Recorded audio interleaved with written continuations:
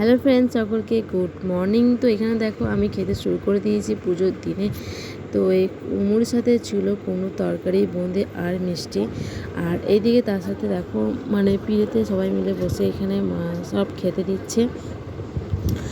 আর আমাদের বাড়িতে প্রতি বছরই আর কি চলে আসছে যে কুটুমজন অনুষ্ঠানেতে বেশি হবেই। পুজো পার্বণে ধরো 50-এর ওপরে কাছাকাছি এরকম কুটুম আত্মীয় স্বজন আসে পুজোতে আমাদের। বলতে পারো ছোটোখাটো একটা বিয়েবাড়ির অনুষ্ঠানের মতনই হয়ে যায় আর কি, সবাই আর কি বলে যেটা। এদিকে দেখো শুনতে পেয়ে গেছি আমরা ব্যান্ড পার্টির আওয়াজ, বাজনার আওয়াজ চলে এসেছে। আমাদের গ্রামে না কী বলবো তো, যে প্রত্যেক পাড়ার ক্লাবের ছেলেরা আর কি নিজস্ব একটা করে বাজনা নিয়ে আসে মায়ের কাছে পুজো দিতে যাওয়ার সময় সেই বাজনা বার করা হয়। তো দেখতে যখন খুবই সুন্দর লাগে, অনেক রকমের বাজনা কি বেরো হয়, বেশ ভালোই লাগে দেখতে তখন। আর এদিকে দেখো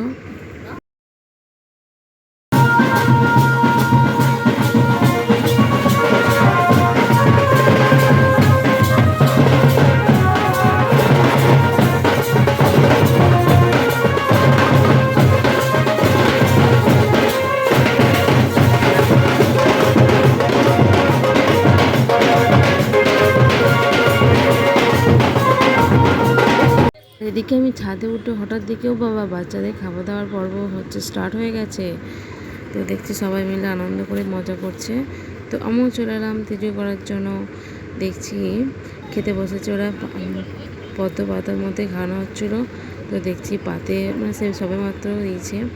পটলের তরকারি ছিল, মাছের ঝাল ছিল, ডাল ছিল, দুপুর মতো আর শাক ভাজা ছিল। তো দুপুর মতো এইটুকুই ছিল আর কি। রাতে তো আবার খাসির মাংস ছিল বাকি। তো উনিকে জিজ্ঞেস করেছিলাম যে কেমন হয়েছে না হয়েছে।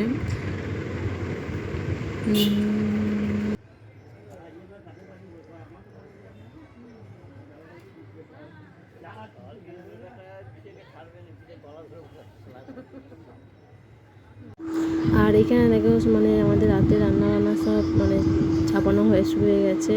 আর এদিকে জামাইগুলো সব খাসি যে পাঁঠাটা বলি দেওয়া হয়েছিল মায়ের জন্য, সেটা আর কি সব পরিষ্কার করছে। আর এদিকে সবাই পুজো সারাদিনের যে পুজোর ক্লান্তি সব আর কি কাটাচ্ছে শুয়ে বসে। দেখো প্রত্যেকটা